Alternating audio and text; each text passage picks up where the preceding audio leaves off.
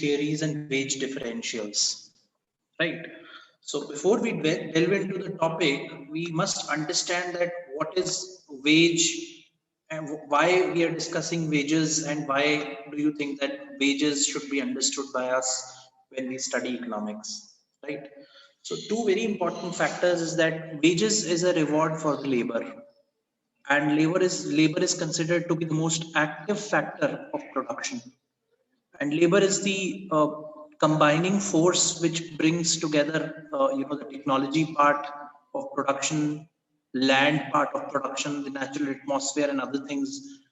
Obviously, because on labor efficiency they would have their own impact, and then they convert these people, the laborers, they will be converting the uh, input into output using a process, their knowledge, intellect, to ultimately bring out the output, and then place it into the market through their intelligence and sell it off to earn revenue for the organization. So obviously they would need their reward as well, because we are doing business. Economics is talking about business because it is earning profits. The profits would obviously give you income. The income would obviously increase the level of uh, consumption in the country, and so on and so forth. So it will increase the national income, GDP, and so on, the economic growth, etc. So wages play an equally important role, just like we discussed last time, that land draws rent as a reward. Wages would be drawn by the labor, and it is very, very important that our labor is equally recognized and they've been paid fair wages. So Karl Marx is the biggest advocate of labor in terms of economies. When we talk about economies and other factors, uh, he's the biggest advocate that we have seen. And Karl Marx is also the person after whose name Marxism has been termed as one of the types of economies and political philosophies. And he says that labor is the ultimate creator of all the value. So he respects labor. He says whatever is left in the business is meant for labor. Labor should be highly regarded in the economy. They should be given the maximum share in business, etc., etc. So this is just for your information, but this is the way labor has been considered, and wages are considered the reward for it. However, it has to be noted that it is not just labor. It is a combination of labor, organization, entrepreneur, capital, technology, uh, which would actually do the process of production and ultimately produce the output for ultimate consumption. So these are the points why we should consider wages as an important factor of production, as a reward for the factor of production called labor. And then we have some definitions of what the wages would be.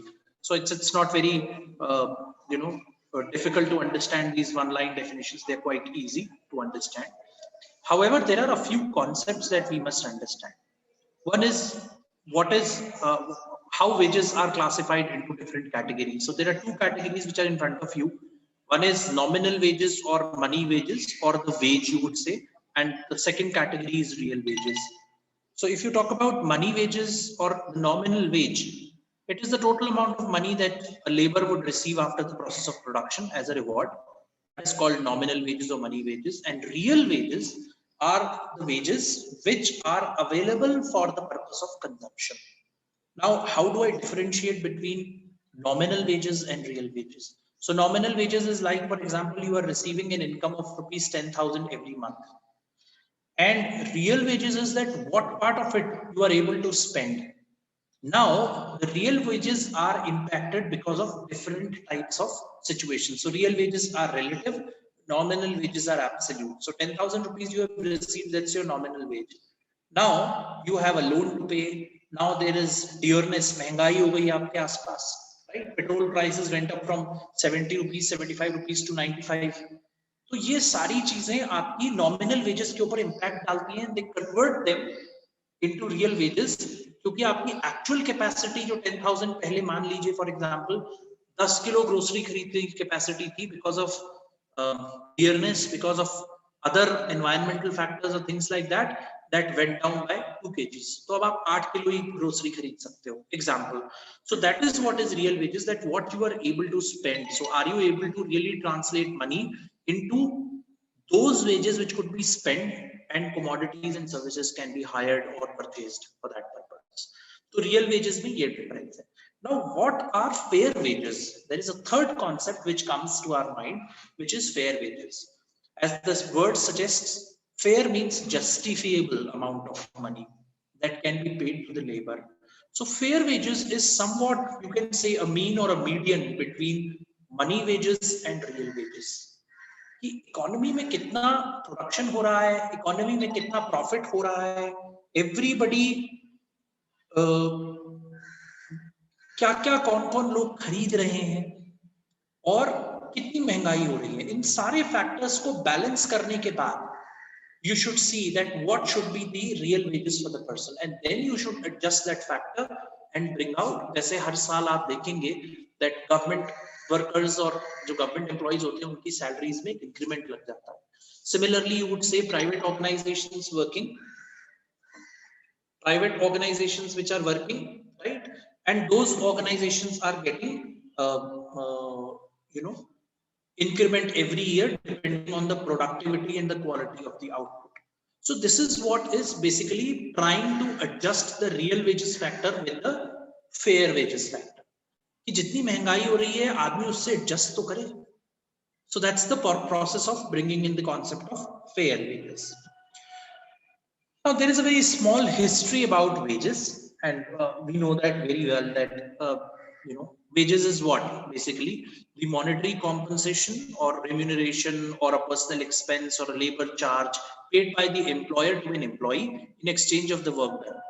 Payment may be calculated as fixed amount for each task completed, or it can be based on hourly basis, daily rate wages, or maybe based on the quantity of work that you have done. So there are different aspects to wages, and when we call it wages, it is like usually we relate it to the labor or the blue collar staff or people who are unskilled, but it's actually not the real history of wages. So this type of salary structure that we are seeing in the past few decades, this is a modern structure.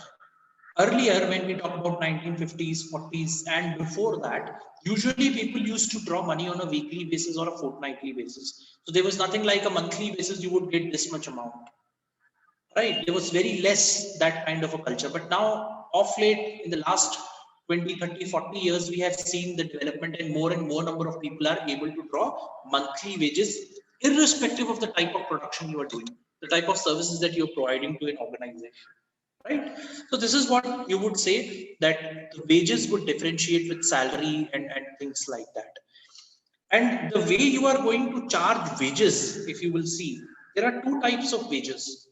One is that, for example, if you look at the carpenter, he's sitting at his shop, you go to his shop, you give him an order, he prepares that table or a chair or a furniture, और एक हफ्ते के बाद वो आपको finished product देगा और आप उसको उसके प्रोडक्ट के चार्जेस देकर आ जाते हैं. So you don't really pay attention to the services provided by him, the skills he has used to create that particular product, but you have purchased a product. तो आपने क्या किया, आपने उसको ऑर्डर दिया, he has worked in his own conditions, in his own way, using his own tools, using his own time, flexibility and everything, and he has produced a product. Now the contrasting part of this labor is you have asked that person to come to your site, और आपने उसको time दिया कि मुझे 3 दिन के अंदर table chair बना करके देनी है आपको, and I will give you this situation, I will give you this material, I will give you this time, I will give you food, और ये आप काम करके 3 दिन के अंदर मेरे को ये प्रोडक्ट दे दीजिए. That is the place where you are actually extracting the abstract work that the person will do. अब आप खड़े होकर खुद देख सकते हो कि what he will do. That is where you are actually recognizing the abstract part of the work, which is his skill. जब वो अपने घर में बैठ करके अपनी वर्कशॉप में बैठ करके बना रहा है और आप अपने घर में हैं, you are not able to pay attention to the services, to the skill part of his work. But now, because he is in front of your eyes, he is making that product at your site, at your convenience, at your place, in your conditions, the conditions that you have offered. That is where you would call, you are using his ability to convert his services and skills into a final product. So these are the two ways you usually see how you administer wages over a period of time. Now, there are different theories that have surfaced over the last 200 years with relation to wage administration. कि कैसे wages charge की जाए, what should be the source of wages, what should be the balance in the economy that would create reward for labor, right? What part of capital should be used, whether we should use capital or we should not use capital, etc. Based on all those things, we have the first one, which is called subsistence theory. David Ricardo, who also talked about rent, who also talked about reward for land, he basically first gave the theory about 250 years ago. He gave the theory about subsistence theory. उसने कहा जो भी आपको labour को reward मिलता है वो उसके जिंदा रहने के लिए और अपने परिवार को पालने के लिए होता है. And that is what he mentioned it as subsistence. He said इसमें usually ना ही कोई increase होता है और ना ही कोई decrease होता है. The level of subsistence, you decide the value of that level and you start paying the reward to the labor at that level. वो ना कम होता है ना ज्यादा होता है. और उसमें अगर usually if you see, this is the theory, subsistence is the basic aspect of wage administration. कि कितनी wages मिलनी चाहिए, कम से कम जिंदा रहने की wages मिलनी चाहिए. So Ricardo was the first person who said कि yes, wages should be given for subsistence. But on the contrary, क्या ये रियलिटी है कि ऐसा होता है? नहीं, वेजेस बढ़ती भी हैं और कम भी होती हैं. और अगर हम नॉमिनल वेजेस और रियल वेजेस का कॉन्सेप्ट चेक करके देखें तो इकोनॉमी में इतने कोलैटरल चेंजेस होते हैं, इतने डायनेमिक्स चेंज होते हैं on almost daily basis now it is that your real wages are severely impacted as against nominal wages and fair wages. तो सब्सिस्टेंस थियरी केवल इस पॉइंट ऑफ व्यू से इंपॉर्टेंट थी कि आपको एक मिनिमम लेवल ऑफ वेजेस होनी ही चाहिए, उसके ऊपर आप जो करना चाहते हैं that is the choice of the organisation, industry और द फर्म और the entrepreneur. But it is important that subsistence must be given. So that was first discovered by David Ricardo. He said we must have subsistence for the living and upkeep of human beings, for the betterment of the family of the human beings. Now the second theory talks about wage fund theory. Now wage fund theory talks about that a worker earns wages from a fixed amount of fund available to the employers each year. So this was talked about in subsistence, in line with subsistence theory. उसका एक extension बना दिया गया that every year you will have capital, part of capital, not capital, part of capital which will be available for distribution to workers. So you will do that on a weekly basis, fortnightly, it is on a monthly basis, but you know this year I have this much fund available to distribute, and that is a part of capital. और वो क्या है? That is a part of capital being rewarded to the labor for the work that they have done.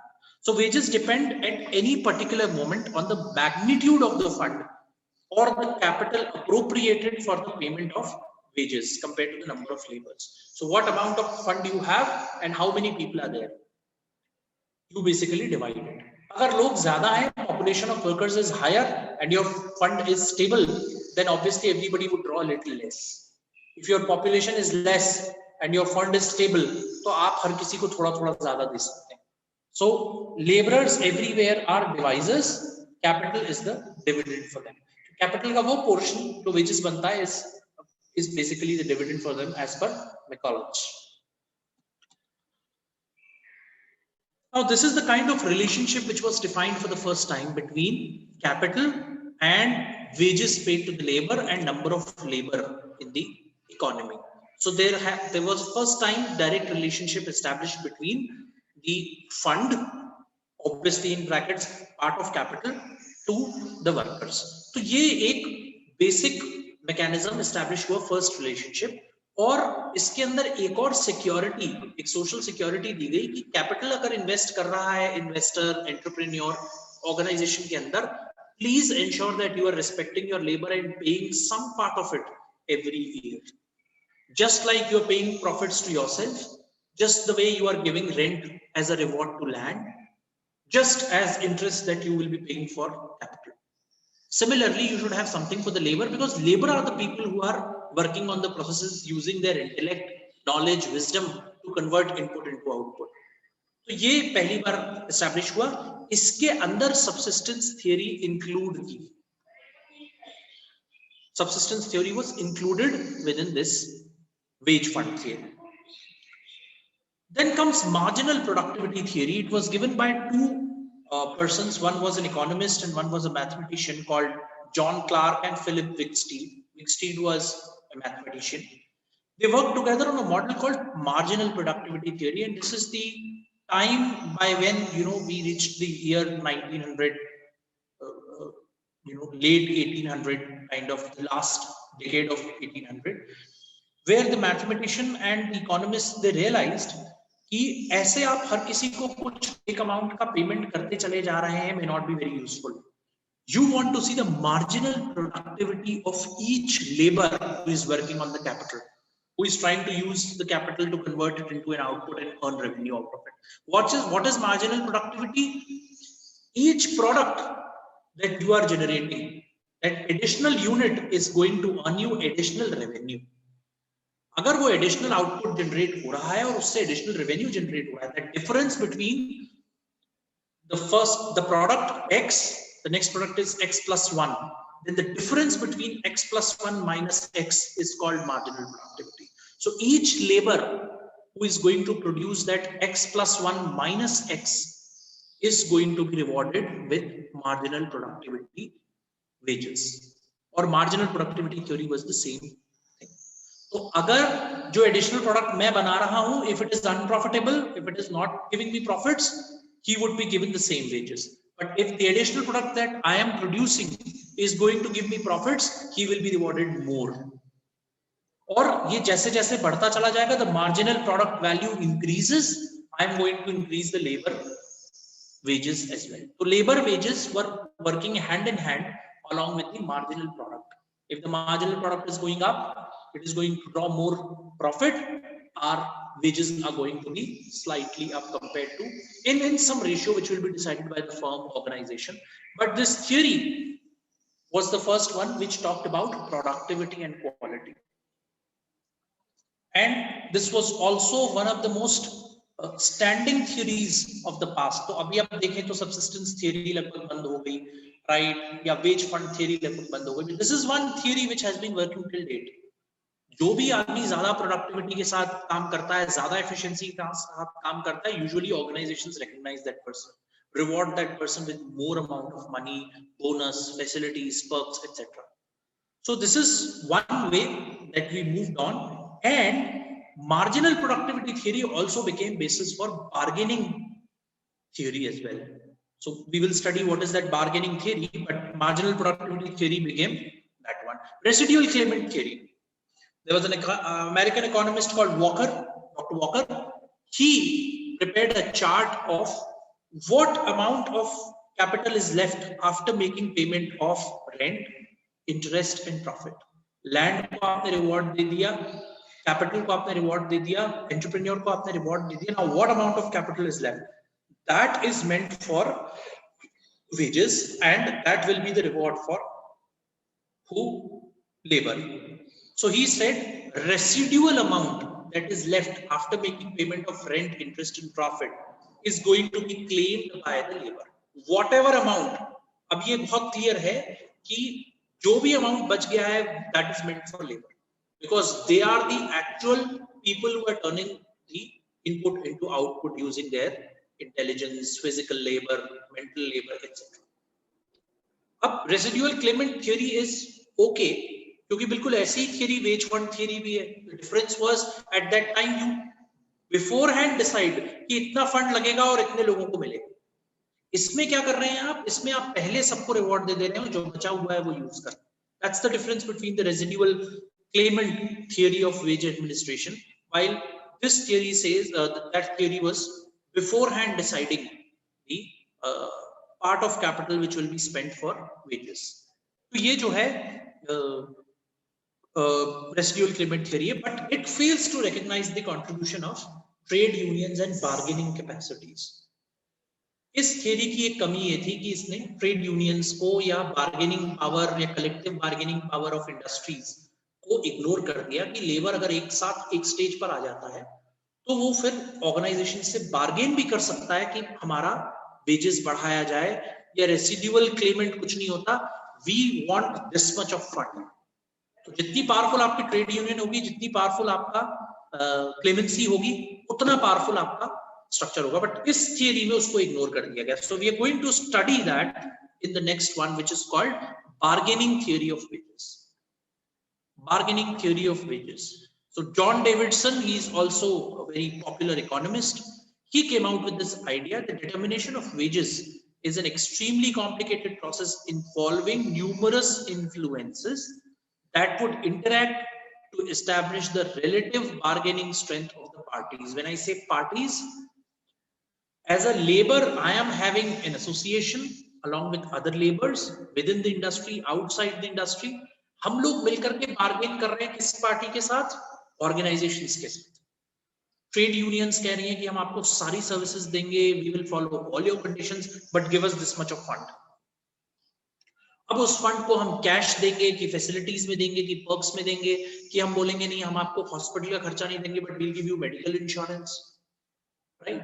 We'll give you ESIC facility, we'll give you maternity cover and benefits paid for any childbirth in your family, for example. We'll give you, for example, government is one party. तो trade unions government से भी चाहती है कि हमारी कुछ deal हो, तो वो क्या फैसिलिटीज देती है एम्प्लॉइज को गवर्नमेंट की? अगर आप गवर्नमेंट ओन्ड फंड्स के अंदर इन्वेस्टमेंट करते हैं of your savings, you will get income tax rebates. Income tax will be charged low or will not be charged on certain pieces of income. So these are the ways in which you are going to bargain with different parties like organizations, governments, competitors, etc. And that bargaining strength of workers and trade unions, that would determine the wage structure. And in this theory, bargaining theory, wage structure is divided. However, the concept of real wages, fair wages and nominal wages is definitely part of bargaining theory. इसका मतलब ये नहीं है कि आप जरूरत से ज्यादा बार्गेन कर सकते हैं because you are a trade union. No, it's not like that. Wage fund theory जो हमने पढ़ी थी कि कैपिटल का एक हिस्सा आपके लिए रिजर्व किया गया है, वो अभी भी रिजर्व किया जाएगा. उसको कम ज्यादा किया जा सकता है depending on bargaining, but it would not be N unusual argumentative bargaining नहीं होगी. तो आप देखते हैं बहुत सारी यूनियंस स्ट्राइक करती हैं, बहुत सारी यूनियंस विरोध करती हैं. वो किस चीज के लिए करती हैं? एक दिन के लिए, कुछ दिनों पहले ट्रकर्स ने और ट्रांसपोर्ट यूनियंस ने बोल दिया कि कोई ट्रांसपोर्ट नहीं चलेगा, कोई ट्रक्स नहीं चलेंगे, हेवी मटेरियल लोड नहीं होगा और हम डिलीवर नहीं करेंगे for one day. Why? They wanted to show their capacity to the government that your product prices will go up, your distribution will be halted because we have the bargaining capacity. Please reduce the prices of the petrol. That day evening, government responded saying we are thinking to bring petroleum products under GST, one nation one tax scheme. तो ये सारी चीजें जो हैं that they show that your wages are determined through the bargaining capacity, the bargaining power of your trade unions and employees, along with your bargaining capacity to talk to the other parties like government and employers, industries and competitors. So this is about the bargaining theory of wages. Now there are a few more theories that have been talked about. Surplus value theory of wages. Karl Marx, the biggest advocate of respect to labor, he said labor is that active factor of production who does the maximum in business. So you should always bring some value of surplus from your profits for distribution into labor. Actually, he's the person, Karl Marx is the person who said maximum portion should go to labor in an economy. Why? Because entrepreneur is not the producer, they are the producers. Entrepreneur must have given one idea 10 years back. But for the last 10 years, the producers are your employees, your labor. They should be given the maximum. So he talked about surplus value of wages. Another theory was propounded by various behavioral scientists in conjunction with economists. They said that, there are certain elements like employees' acceptance to a wage level. What is the prevalent internal wage structure? What is the wage structure which is prevalent in competitors, within industry, outside industry, and what are the different motivators for an earner to earn salary? तो केवल wages इस बात से decide नहीं होती कि मेरे को X amount of wages offer कर दी जाएंगी, मैं साइन कर दूंगा। No, in today's scenario there are lot of behavioural factors. तो जैसे फॉर एग्जांपल कोई आदमी है, उसने 10 साल एक इंडस्ट्री में कंपीट किए, he is earning 60,000 rupees a month, but the moment he got married, उसका मोटिवेशन लेवल चेंज हो जाएगा। Now he has a wife to take care of. ऐसे ही अगर एक लेडी काम कर रही है, she gets married, tomorrow she would be concerned about the babies in future, उनके लिए प्लानिंग करना चाहेगी, वो उनके लिए सेव करना चाहेगी। जिसका छोटा बच्चा है वो उसके लिए सेव करना चाहेंगे। तो आपकी सैलरी की या वेजेस की डिमांड बढ़ जाएगी। That is what is the behavioural change in terms of in relation to wages. या लोग ये देखते हैं कि मेरे जैसा जॉब बहुत सारे लोग और ऑर्गेनाइजेशंस में कर रहे हैं, they are paid better, why not me? Those kind of motivations would come to a person and he would try to demand more amount of wages. That is where you will invoke the behavioral theory of wages to determine the amount of wages that could be given. So again, the concept of nominal, real and fair wages would come into picture over here. These are the different theories I have explained in brief along with some criticism of each of them. Do you have any questions on these theories? Any where you felt that you are confused, you want to understand more?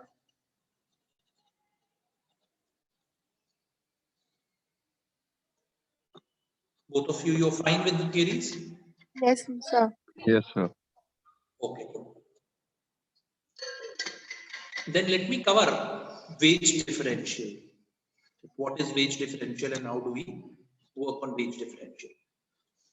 So wage differential is nothing but usually you would find कि एक आदमी एक जगह पर जो काम एक skill का कर रहा होता है, उसी टाइप की स्किल का काम और वही काम दूसरी जगह पे कोई दूसरा आदमी कर रहा होता है, and there is a difference of wages or difference of salaries, for example. And when I say the same type of job and same skill is utilized somewhere else, when I say somewhere else, I refer to different industry, different organization, different country. It can be anything.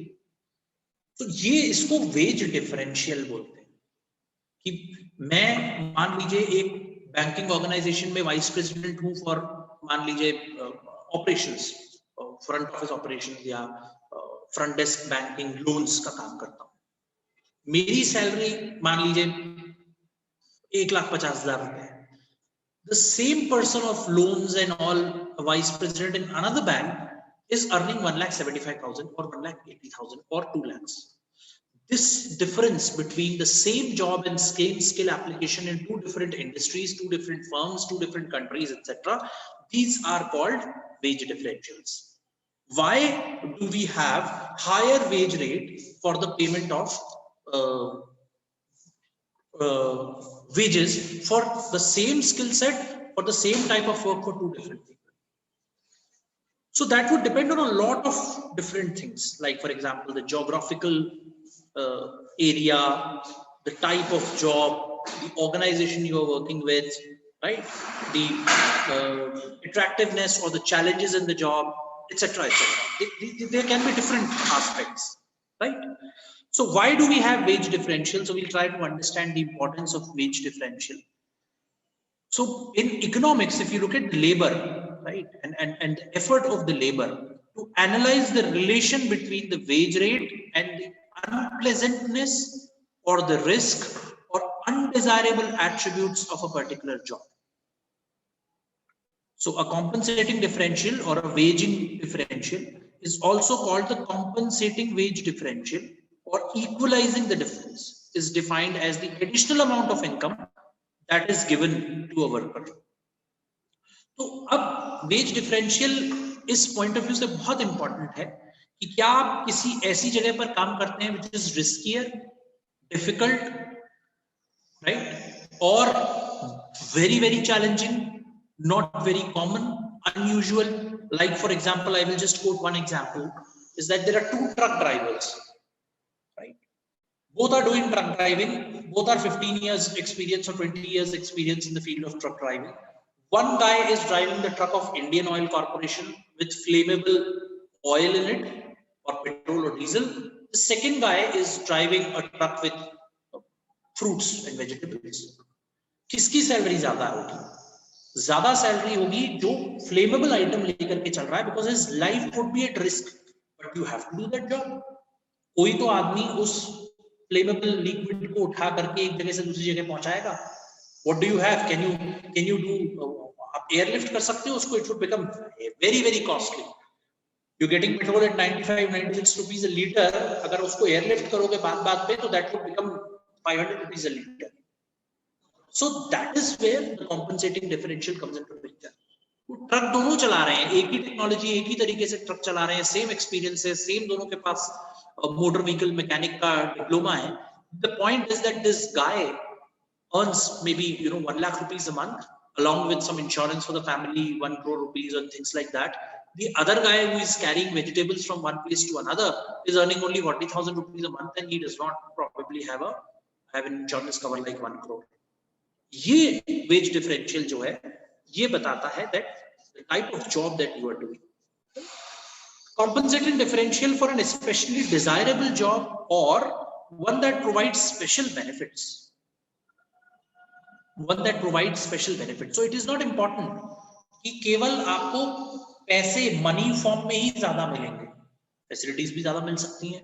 जैसे for example आप government office में जाइए तो आपको driver और car और उसका petrol तीनों गवर्नमेंट दे देती है. गवर्नमेंट सेज कि आप रखिए because you need lot of mobility, your job is mobile in nature, you would require a vehicle and a security guard and a car driver along with petrol and all. You don't have to do anything, we'll give you all these three. They will not give you the amount of money, but in return of money they'll give you these three things. तो आपको salary पे करने की जरूरत नहीं है, इन तीनों ही चीजों को रिवॉर्ड देने की जरूरत नहीं है. They're being paid extra, but this is a kind of facility which can be converted into a wage differential. Salary आपकी 1 लाख रुपए ही है और आपके साथ में जो एक आदमी है उसकी 1,50,000 है, but when you club the amount of petrol that you are using and the salary that is drawn by your chauffeur or driver and the assistant or a security guard, etc., and the maintenance of the vehicle, it would be like your salary is 2 lakh per month, for example. So these are the wage differential ideas and the importance of wage differential. Now, one type of wage differential is occupational wage difference. So what is occupational wage difference? So wage differential or wages would be varied from one occupation to another occupation, and it can be of same nature with the utilization of similar skills or identical skills. But it would be like, for example, one occupation is more challenging compared to the first one, right?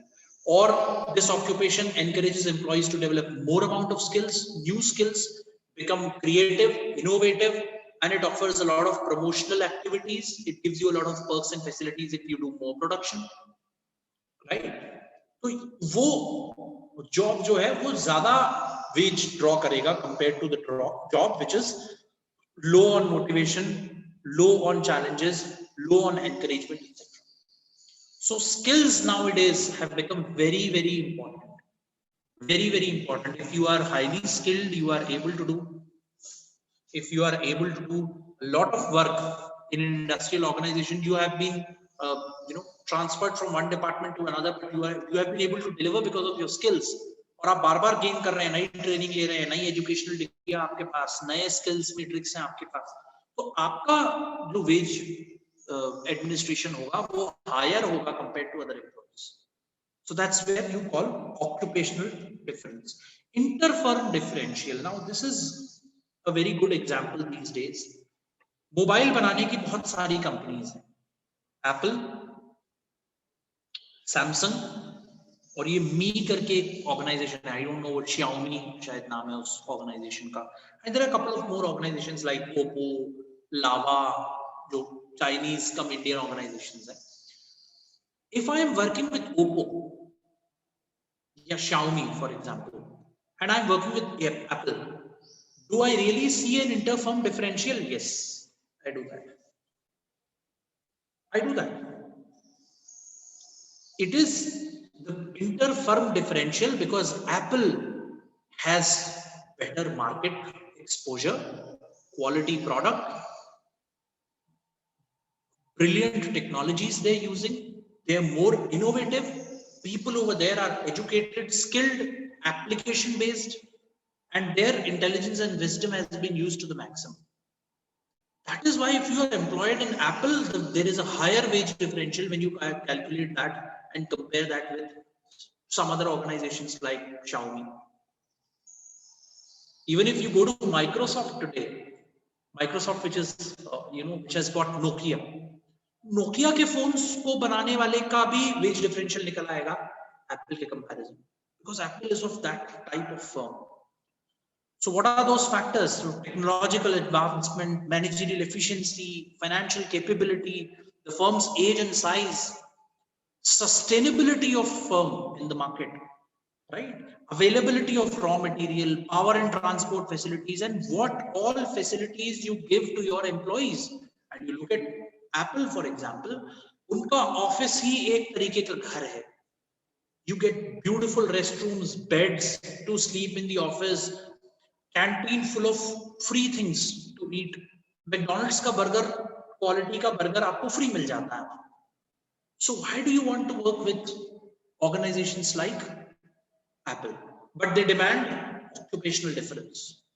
तो wage differential ये दो तरीके से हो सकता है. Occupational difference हो सकता है, inter firm difference हो सकता है, या geographical differential हो सकता है. Last is geographical differential, inter area or regional differential, or a global differential or an international differential, for example.